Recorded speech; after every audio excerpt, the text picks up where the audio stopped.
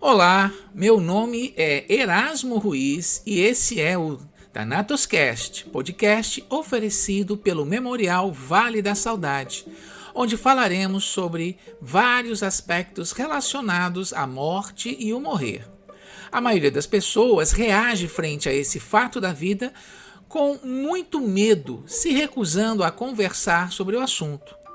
Quando temos consciência mais plena da nossa finitude, buscamos uma vida mais intensa e feliz, tomando decisões que priorizam projetos de existência. Assim, pensar na morte é produzir vida.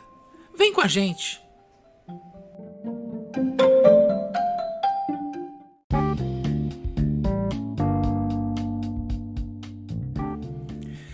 Thanatos Cast. Tudo o que você queria saber sobre a morte, mas não tinha coragem de perguntar.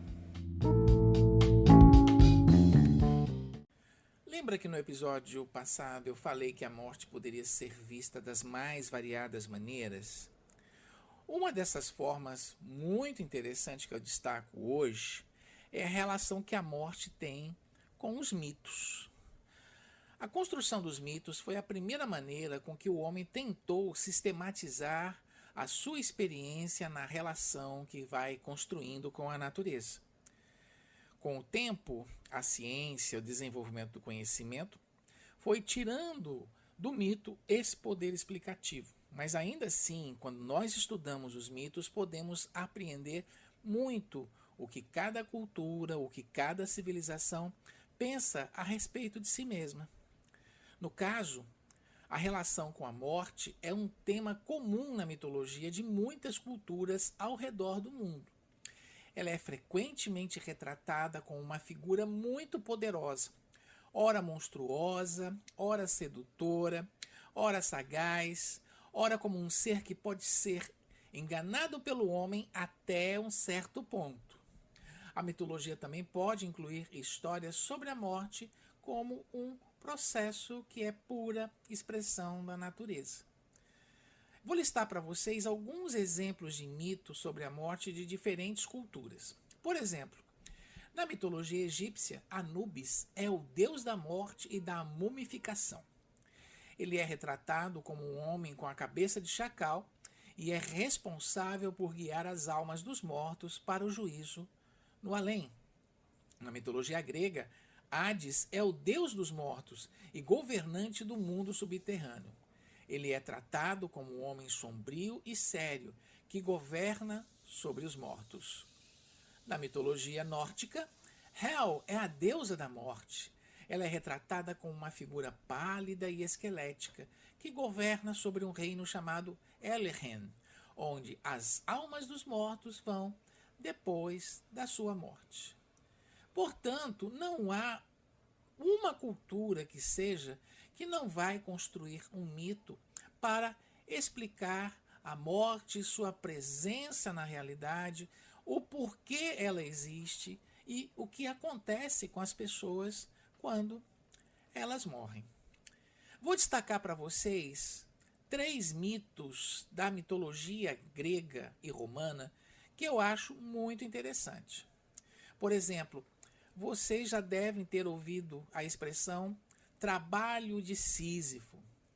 Uma forma de tentar adjetivar um trabalho que seja extremamente cansativo e nada produtivo. Bom, essa expressão nasceu com o mito de Sísifo. Sísifo, ele era alguém que trabalhava com navegação e com comércio. No entanto, era também uma pessoa gananciosa, mentirosa e usava de meios ilegais para obter suas vantagens. Alguns desses meios, inclusive, incluíam assassinar viajantes e errantes para aumentar a sua riqueza. Ao mesmo tempo, Sísifo também tinha a reputação de ser o mais inteligente de todos os homens. De acordo com o mito, Sísifo viu o deus Zeus raptar uma ninfa chamada Aegina. Ele decidiu manter o evento em segredo, porém não por muito tempo. Quando Zeus soube que Sísifo estava espalhando que ele havia raptado a ninfa, ficou furioso e enviou Tânatos, o deus da morte, para matar Sísifo. Mas Sísifo não se importou com isso. Saudou a morte calorosamente e a convidou-a para jantar na sua prisão, onde a surpreendeu prendendo-a numa cela. Assim, durante muito tempo, ninguém mais morria no mundo porque Tânatos estava preso e impedido de realizar o seu trabalho. Mas agora, não só Zeus, mas Hades, o deus do submundo, também estava furioso. Então, Hades pediu a Zeus, o seu irmão, que resolvesse a situação de uma vez por todas. Então, Zeus decidiu enviar Ares, o deus da guerra, para libertar a morte e trazer Sísifo para o submundo, onde era o seu lugar. Bom, vocês pensam que Sísifo desistiu? Ah, não. Mesmo acabando por morrer, ele antes deixou instruções para sua mulher, onde ela não deveria prestar honras fúnebres ao seu cadáver. E aí, quando ele chega no submundo, ele, de uma forma muito chorosa, começa a se queixar de Hades sobre aquilo que a sua esposa tinha feito. Até porque prestar honras fúnebres era algo muito importante para garantir que a alma ficasse em paz no submundo. Assim, compadecido de Sísifo, Hades deixou que ele voltasse à vida para fazer com que a sua mulher cumprisse a sua obrigação de fazer as honras fúnebres. No entanto, Sísifo, quando volta à vida, sentindo o ar, sentindo o perfume das flores, ele não queria mais morrer. E assim, se esquivando da maldição dos deuses, Sísifo viveu ainda por muitos anos. Mas um dia, como todo mortal, Sísifo teve que ir ao submundo. E aí os deuses se vingaram dele. Fizeram com que ele recebesse um castigo enorme no além-vida. O castigo foi fazê-lo subir uma rocha pesada numa encosta íngreme de uma montanha, de tal forma que quando ele conseguia levar essa rocha até lá no topo, essa rocha voltava morro abaixo. E por toda a eternidade, portanto, o castigo de Sísifo é levar essa rocha para cima de tal forma que ela volte para baixo e assim sucessivamente. O filósofo argelino Albert Camus usou o mito de Sísifo para ilustrar essa busca que o homem tem de construir sentido e significado para a sua vida. Esse é o preço que pagamos para continuarmos a viver. O desafio de dizer para nós mesmos e para o mundo que a vida não pode ser um trabalho de Sísifo, ou seja, que a vida não é uma coisa inútil. Vocês já devem ter ouvido aquela expressão que diz assim: a vida dele está por um fio. E aí, a maioria das pessoas não sabem de onde é que vem isso. Bom, vem de um mito. Existiam na mitologia greco-romana a figura das Parcas. As Parcas são 3 deusas que controlam o destino e a morte. São conhecidas como Clóris, Láquesis e Atropos. As Parcas são responsáveis por decidir o tempo de vida de cada ser humano, desde o nascimento até a morte, e por determinar o destino de cada pessoa. Elas são geralmente apresentadas como velhas e são frequentemente associadas às artes da tecelagem e do fio da vida. A deusa Clóris é responsável por dar a vida, Láquesis por medir o fio da vida e Atropos por cortar o fio, ou seja, colocar fim na vida. Elas são vistas como sendo impiedosas e sem misericórdia, e seu poder é absoluto e inquestionável. Esse mito é visto como uma forma de explicar a incerteza e a inevitabilidade da morte, e como uma forma de lidar com a incerteza do destino humano. Ele também é usado para entendermos a necessidade de aceitar a morte como uma parte natural da vida e de encontrar consolo no fato de que todos os seres humanos enfrentarão a morte eventualmente.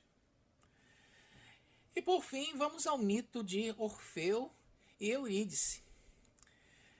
Orfeu era um genial músico que dominava completamente a sua arte e a todos encantava com as melodias que tocava.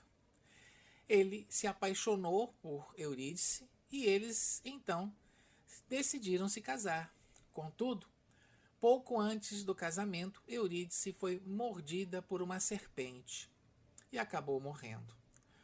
Orfeu, inconformado, decidiu descer ao mundo dos mortos e pediu a Hades, o deus da morte, e a sua esposa Perséfone para devolver a sua amada. Ambos ficaram muito comovidos com a história e ficaram encantados por ouvir o som da harpa de Orfeu e decidiram devolvê-la ao seu querido parceiro apaixonado. No entanto, a condição era de que ela não a visse até chegar ao mundo superior.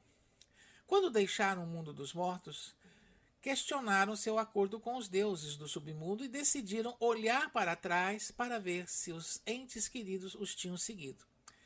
Desobedecendo a Hades e Perséfone, Eurídice foi novamente transportada para o mundo dos mortos sem qualquer sinal de regresso. Orfeu, então, profundamente entristecido por ter provado novamente da morte de sua amada, vagueou durante dias e dias sem comer nem beber. Ele decidiu então nunca mais amar uma mulher, incorrendo assim na ira das sereias que tentavam de qualquer forma conquistá-lo. Como Orfeu não cedia aos seus encantos, elas decidiram matá-lo. Com a sua morte, ele finalmente encontrou o amor da sua vida. O seu corpo foi levado pelo rio Évros e enterrado perto do Monte Olimpo, onde a lenda diz que um rouxinol cantou uma bela canção no local onde o seu corpo foi encontrado. O mito de Orfeu, ele inspirou várias e várias obras de arte e, mais recentemente, há 2 filmes.